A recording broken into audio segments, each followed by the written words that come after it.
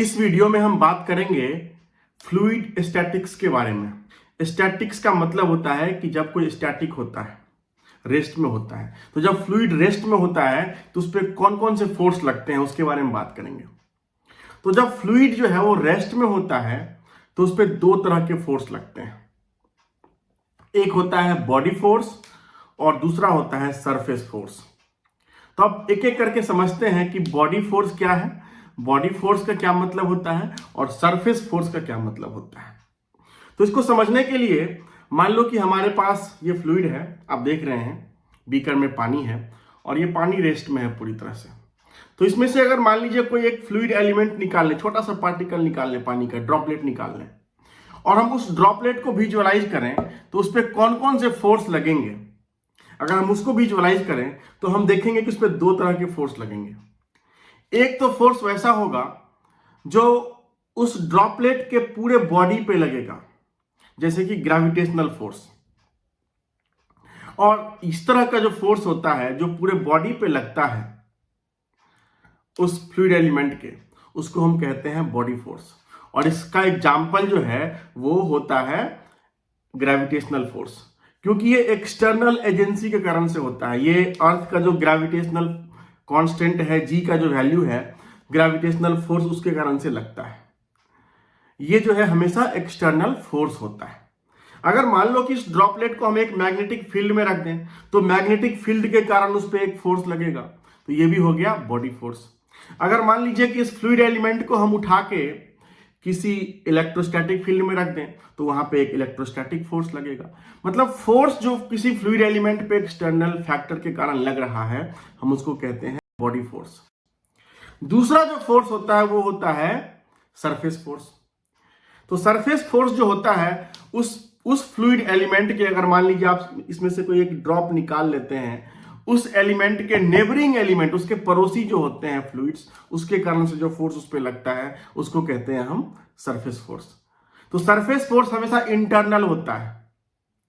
ये जो होता है वो नेबर के कारण होता है, अगल बगल के लोगों के कारण होता है, अगल बगल के फ्लूइड के कारण लगता है। जैसे मान लो कि मैं हूं या आप हो, तो आपके ऊपर अलग अलग प्रेशर है कि नहीं, अगल बगल लोगों का, आपके परिवार के लोगों का या फिर आपके पड़ोसी का। तो इस तरह के जो फोर्स होते हैं उसको कहते हैं सरफेस फोर्स। तो चलो अब देखते हैं कि करके कि बॉडी फोर्स क्या होता है और सरफेस फोर्स क्या होता है। तो किसी भी फ्लूइड एलिमेंट पर जो है अगर हम उसको आइसोलेट कर दें, so fluid element in isolation two types of forces act. The first one is body force and second one is surface force और कॉन्टैक्ट फोर्स। सरफेस फोर्स को हम कॉन्टैक्ट फोर्स भी कहते हैं क्योंकि ये कॉन्टैक्ट के कारण होता है। तो बॉडी फोर्स जो होता है वो एक्सटर्नल फोर्स होता है, external force acting on the entire mass of the fluid element.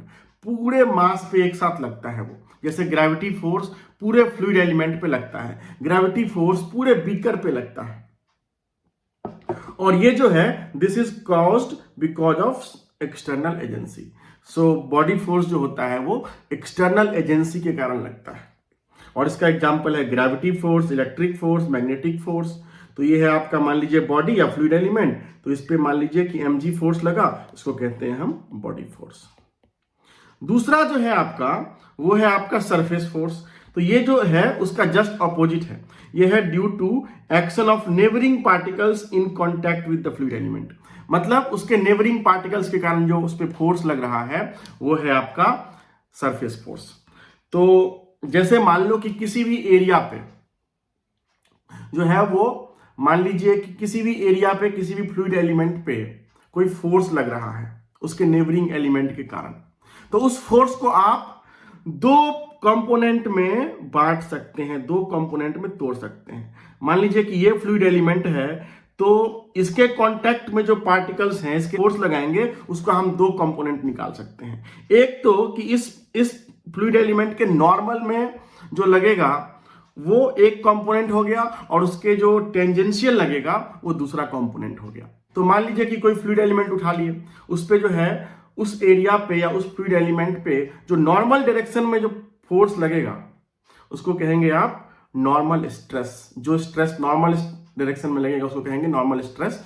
और जो टेंजेंशियल डायरेक्शन में लगेगा उसको कहेंगे शियर स्ट्रेस। तो इसका जो एग्जाम्पल है वो होता है स्ट्रेस, प्रेशर, और ये सारे फोर्स जो होते हैं वो इंटरनल फोर्स होते हैं। तो अगर आपको ये कॉन्सेप्ट समझ में आ गया कि बॉडी फोर्स क्या है और सरफेस फोर्स क्या है, तो और अगर आपने इस चैनल को सब्सक्राइब नहीं किया है तो please subscribe to my channel and also share with your friends. Thank you.